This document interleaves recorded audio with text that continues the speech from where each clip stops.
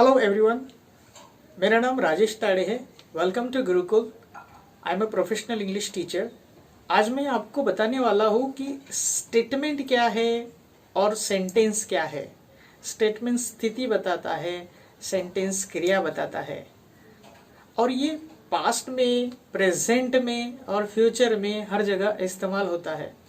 तो देखते हैं इसे थोड़ा सा डिटेल में। ये देखिए स्टेटमेंट। अब मैं यहाँ पे कुछ सेंटेंसेस लिखने जा रहा हूं, जैसे आई एम हियर। दूसरा सेंटेंस देखिए, आई वॉज हियर। तीसरा sentence, I will be here. और देखिए, आई एम अ टीचर। फिर देखिए, आई was a student। और फिर देखिए, I will be a businessman। या फिर हम कह सकते हैं I will be a business coach। ठीक है, सो I will be a business coach। तो ये जो है ये स्थिति दिखा रहे हैं। ये सारे सेंटेंस क्या दिखा रहे हैं? स्थिति दिखा रहे हैं। मैं यहाँ हूँ, मैं यहाँ था, मैं यहाँ रहूंगा। आई एम अ टीचर, मैं टीचर हूँ। आई वॉज अ स्टूडेंट, मैं स्टूडेंट था। और I will be a business coach, मैं बिजनेस कोच बनूंगा, रहूंगा, इस तरह से। तो यहाँ देखिए, ये जो हेल्पिंग वर्ब है, ये हमें क्या बता रहे हैं? ये हमें बता रहे हैं स्थिति, स्टेटस, स्टेटमेंट बता रहे हैं। ये दीज आर दी स्टेटमेंट्स। यहाँ पे क्रिया नहीं है, कहीं पे भी आपको क्रिया नहीं दिखेगा। कोई क्रिया है क्या यहाँ पे? कोई वर्ब है क्या? There is no verb. यहाँ पे वर्ब नहीं है। ठीक है, 3 स्टेप है।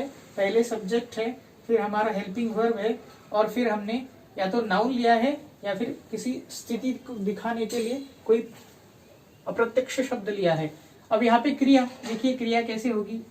आई, यही सेम हेल्पिंग वर्ब यूज करेंगे हम। Okay, I am doing my work. ठीक है, अब यहाँ पे हम क्या कहेंगे? I was doing my work. ठीक है, फिर ये हो गया प्रेजेंट टेंस, ये हो गया पास्ट टेंस। इसी तरह से यहाँ पे वर्ब है। एवरीवेयर अगर आप चेक करते हैं तो यहाँ पे क्या है? वर्ब है। आपको हर बार वर्ब दिख रहा है। फ्यूचर में देखिए, आई विल बी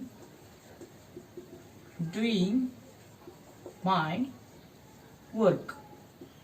तो देखिए यहाँ पे क्या आया है? यहाँ पे V4 आया है हर बार इस हेल्पिंग वर्ब के बाद। ये जो हमने हेल्पिंग वर्ब यहाँ पे यूज किए है ना, एम, वॉज, विल बी, तो इन हेल्पिंग वर्ब के बाद V4 आया है। तो ये क्रिया दिखा रहा है, डूइंग, कुछ करना। जैसे I am talking, I am teaching, ये क्या है? ये क्रिया है। जब हेल्पिंग वर्ब के साथ क्रिया आती है तो that is related to continuous tense.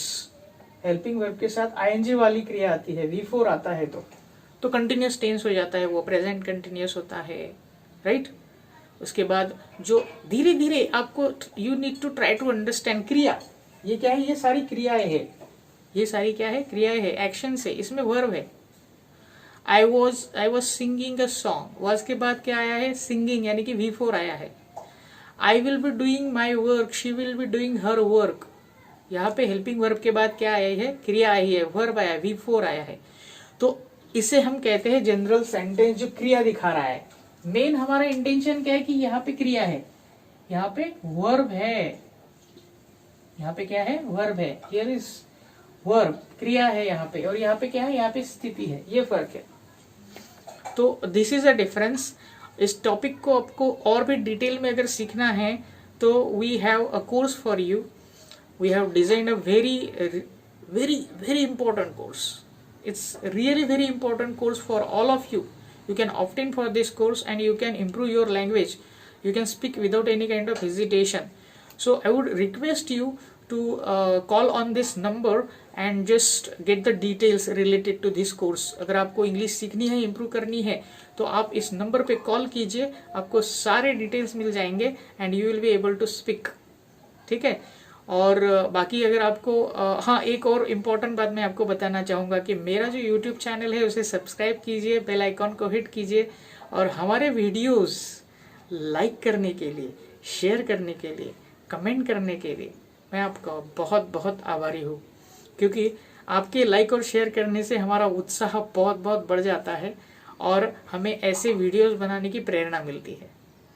Thank you very much.